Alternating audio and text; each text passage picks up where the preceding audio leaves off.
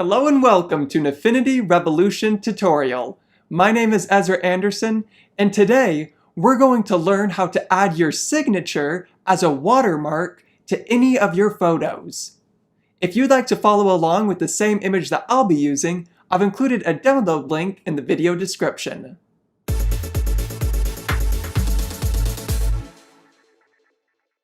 To turn our signature into a watermark, the first thing we need to do is make our signature. First, we'll press on the plus button to start a new document. When making our new document, make sure you check on Transparent Background. Then press OK. After creating a document with a transparent background, we're going to select the Paintbrush tool. Now we simply need to paint our signature. Once you're satisfied with your signature, we're going to export it as a PNG. To do this, we'll come to the Document menu at the top left, and then select Export. Make sure that you have PNG checked and not JPEG. The reason for this is JPEG does not support a transparent background. After selecting PNG, you can press OK at the bottom. Then simply choose where you want your signature to be saved and press Add at the top right.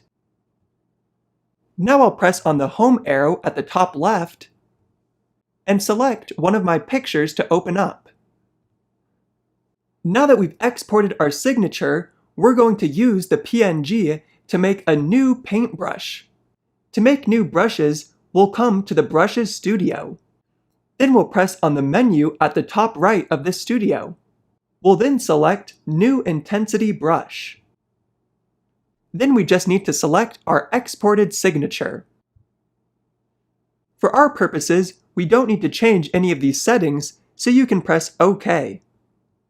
You'll see at the bottom of the Brushes Studio that we now have a new paintbrush added. To use our new signature paintbrush, just tap once anywhere on the picture. Obviously that was a little too small, so I'm going to undo that, and then increase my brush width. Now if I tap once, you can see my signature has been applied to the photo. I'm going to undo though to show you that we can come to the Layer Studio and then make a new pixel layer.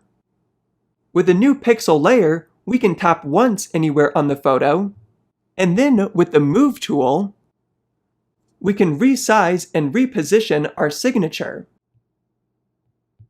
If we want, we can also lower its opacity by pressing on the three circles at the top left of the Layer Studio. Then we can tap and drag to reduce the opacity. Because our signature is just a regular paintbrush, we can also change the color while we're painting.